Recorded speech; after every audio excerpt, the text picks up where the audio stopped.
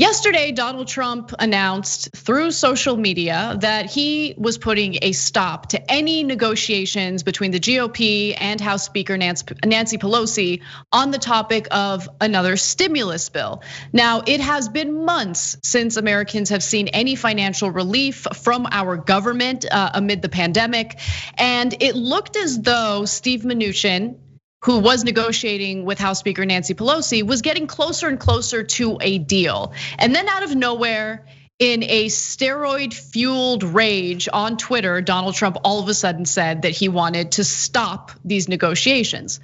Well, there was a political price to pay as a result of that. Some of that was also reflected in how the stock market was impacted by Donald Trump's statements. So now he is doing a complete reversal. That is the latest update. Trump appeared to backtrack, calling on Congress to approve some additional assistance for airlines and a small business aid program.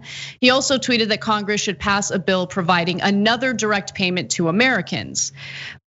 So let me give you a little sense of some of what he put out there. He said, if I'm sent a standalone bill for stimulus checks, $1,200, they will go out to our great people immediately. I am ready to sign right now. Are you listening, Nancy Pelosi?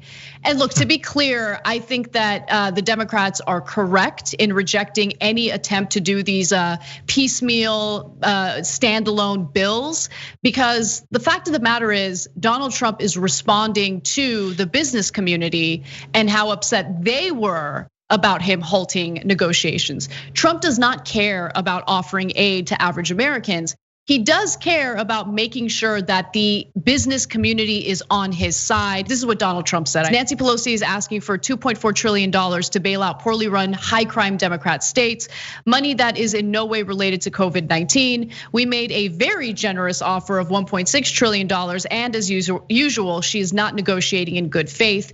The big divide between Democrats and Republicans is that states need financial aid in order to pay unemployment benefits. That's really at the heart of this issue. There are so many people who are unemployed that states need help in order to pay these benefits to people. And Republicans don't want to do it, but Republicans do want to listen to the business community.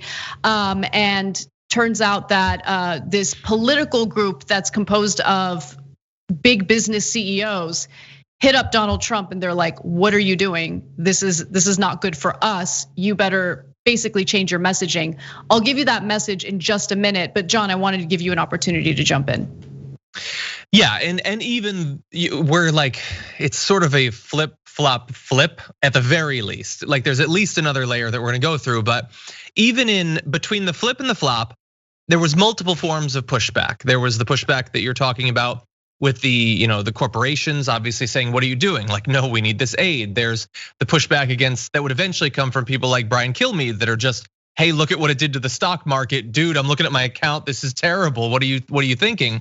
There's the people who are like, hey, we're in the middle of a pandemic and millions of people have lost their jobs. Just sort of morally, isn't the government supposed to do something to help them? And it's interesting to see which of those apparently got through to Trump, even if just momentarily, and which did not. Because there was a lot of pushback that this seems horrible in terms of your responsibility to the American people. Strategically for your reelection, this seems like a really bad idea.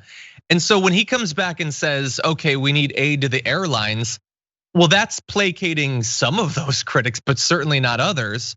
And at least even briefly pretending that he cares about the $1,200 checks, that was probably the wisest move that he made last night. I don't think that he actually cares about it. And to the extent that he does, I'm sure it's because it seems like a relatively constrained amount of money for what he can pitch, and indeed would, as look, I care about the regular people. I'm gonna have my signature on these.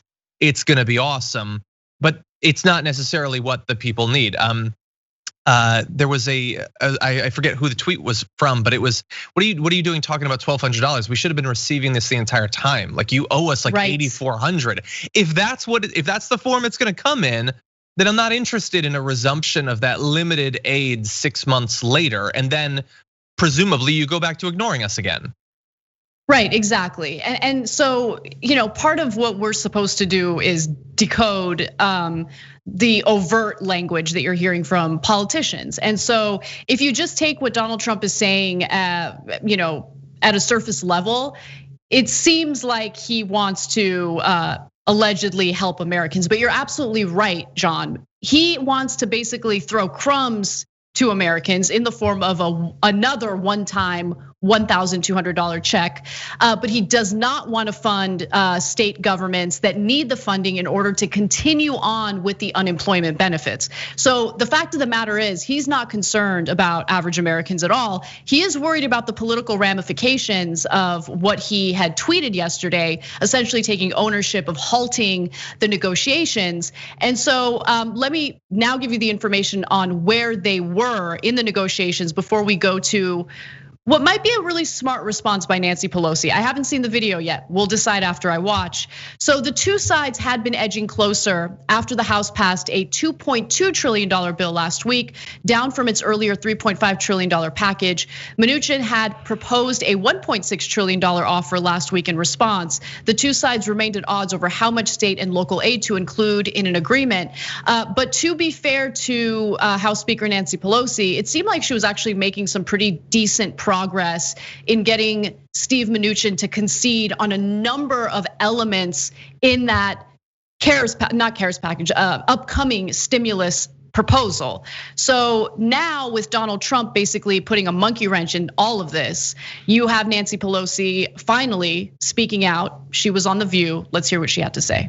But the fact is that he saw the political downside of his statement of walking away from the negotiations to honor our heroes, our healthcare workers, first responders, teachers, transportation, sanitation, food workers who make our lives possible. And he walked away from the opportunity to crush the virus so that we could open our schools and our economy safely. And he walked away from putting money in the pockets of the American people in a way that will make a difference in his lives. It's interesting that he said he'd send out those checks if we just sent him that bill, because all he has ever wanted in the negotiation was to send out a check with his name printed on it. Forget about the virus, forget about our heroes, forget about our children and their need to go to school safely and the rest. So he's just, again, rebounding from a terrible mistake that he made yesterday.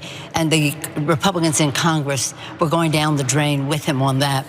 I would love to see more of that from Nancy Pelosi. I thought that was a fine video. What you need to do is determine what your opponent's Achilles heel is and then continue stabbing at it nonstop. That's what Nancy Pelosi should do. So I'm happy to see her, finally speak out a little more aggressively about the lack of stimulus as a result of the GOP, being incredibly difficult when it comes to providing aid to Americans. Thanks for watching The Young Turks. Really appreciate it. Another way to show support is through YouTube memberships. You'll get to interact with us more. There's live chat emojis, badges. You've got emojis of me, Anna, John, JR. So those are super fun. But you also get playback of our exclusive member-only shows and specials right after they air. So all of that, all you gotta do is click that join button right underneath the video. Thank you.